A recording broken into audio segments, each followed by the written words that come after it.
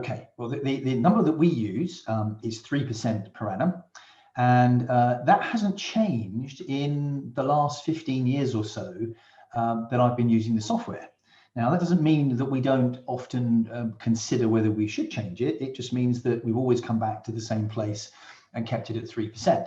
Now, I was very lucky that I became an assessor for the Certified Financial Planner License Standard some years ago. And a term that lots of people would be familiar with, which is reasoned and reasonable, was used for testing assumptions. And so, for example, we could use the current rate of inflation, current rate of CPI, I've just looked it up actually, is 0.7% as of March. And that would be a reasoned assumption. 0.7% is the current rate of inflation. So that's the rate of inflation we're going to use. That's reasoned.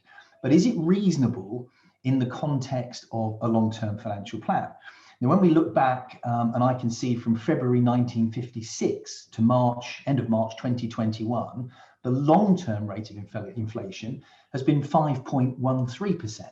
So is the current rate 0.7 in that context of the longer term, and perhaps when we're building a 40-year financial plan, is that reasonable? And the same argument goes with the 5.13. Is that reasonable too? It's reasoned, certainly, it's the long-term rate of inflation. But the fact is, we've now got central banks who see inflation for the pernicious force that it is. The Bank of England has set a target of 2%. Inflation has been much lower over the course of the last 20 years or so. So it seems reasonable to me to say, well, 0.7 isn't reasonable in the longer term context. 5.13 probably isn't reasonable in that context either. But 3, we think probably is, and it's probably erring slightly on the side of caution. What that doesn't mean, however, is that 2.5% is a bad inflation assumption, or 2%, or 3.2. It's just the inflation assumption that we've settled on as a firm, which we explain to clients in the way that I'm just explaining it here. And of course, it's only got to be right for a relatively short period of time, provided, and this is the key thing with Prestwood type software and cash flow modeling, it's reviewed regularly and discussed with the client. Do they feel comfortable with that as the rate of inflation for perhaps income and or expenditure?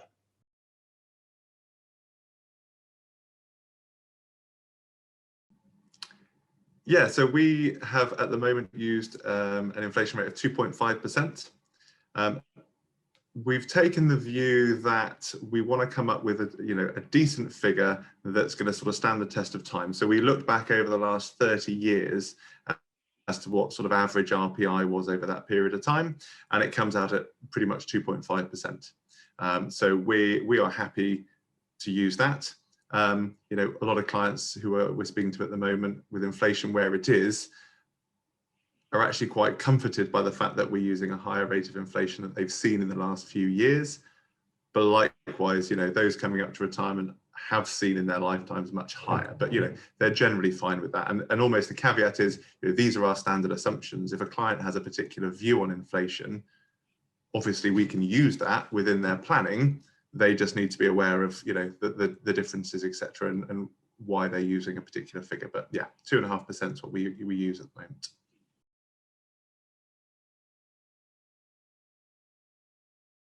So we assume a rate of 3%, and we assume a rate of 3% because I think long term, if you're going back to the earlier stages of inflation rate, that's a fair and reasonable rate to assume. If you look over more recent years, it's probably on the higher side. So some could argue sort of 2.5% perhaps. And I guess we've got Bank of England target of 2%. But we've used 3% for some years now, and we're happy with that as a reasonable rate.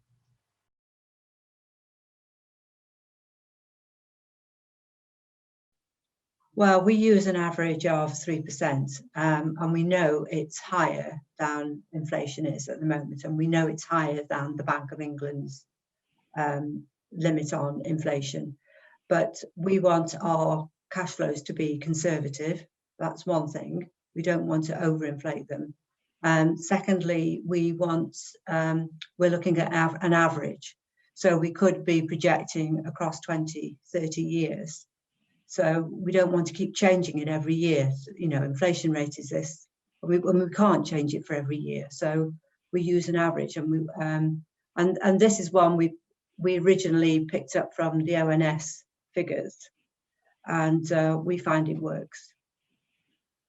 Do you ever have clients contest inflation? Have you ever had clients contest inflation? Sometimes we have clients who want to have inflation higher. We've never been asked to have inflation lower, but they've said, well, you know, if our spending goes up on services, which tend to cost more as we get older, we think inflation should be 4 or 5%. So we'll model it for them to show them. That's excellent. It also shows that clients understand the implications of these assumptions on the model, which means they're engaging, which can only be a good thing. Well, the inflation figure is really, really important, because we acquired a company where a number of the clients had an incredible amount of money in cash. And when I say, you know, we're talking about over 500,000 in some cases. And we were told that the client was very cautious and wouldn't invest any more money into equity-based investments. So they hadn't been exposed to cash flow modeling. So we did cash flow modeling with them. And then we showed them the effect of inflation. And they were absolutely flabbergasted at the end result. And as the outcome of that was, they invested a lot more cash, quite readily, quite easily, because of that. So, you know, we see the inflation figure as being really, really important. No, And, absolutely. you know, and to get growth over and above inflation. Most of our clients just want that. They don't want figures that reach for the sky. They want spending power, and that's what we try to stress to clients. Is that's the important thing. You still want to be able to afford that new car in 5, 6, 7 years' time.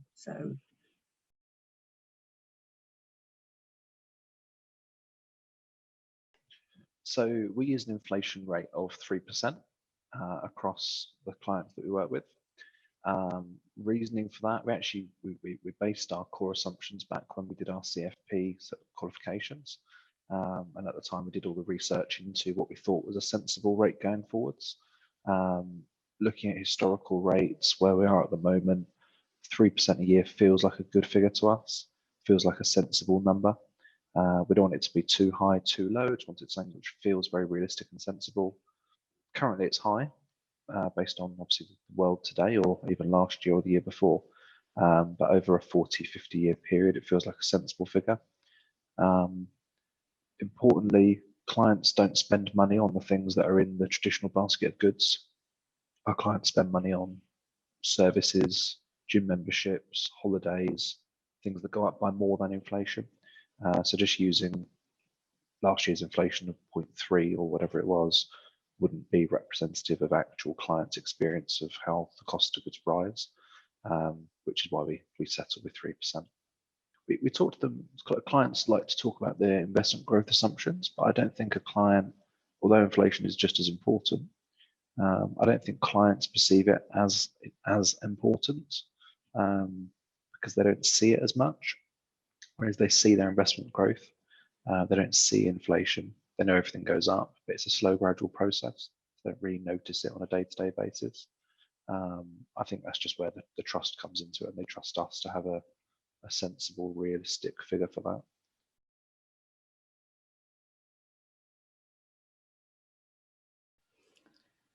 Okay, so for inflation rates, we use 3% as a default. And it's important to recognize that we take into account Isle of Man inflation. So if you look at the last 12 years, which is what we have, the Isle of Man inflation rate is 2.1% CPI and 3.6% RPI. So 3% seems a prudent assumption, but most of your users will be in the UK. So I would say take a look at those statistics.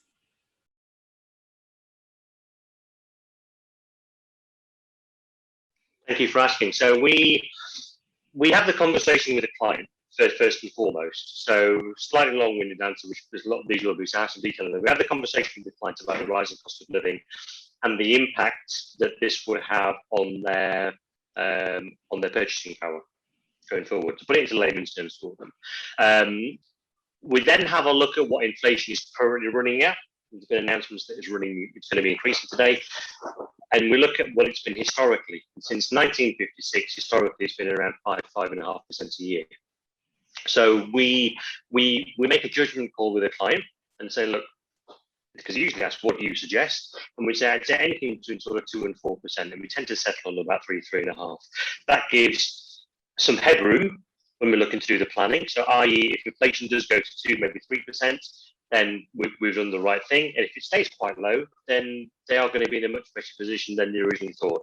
It'd be remiss of us to use something so low that it's not historically realistic. So we probably go sort of, I'd say, between sort of 3.5%, which is what we tend to use.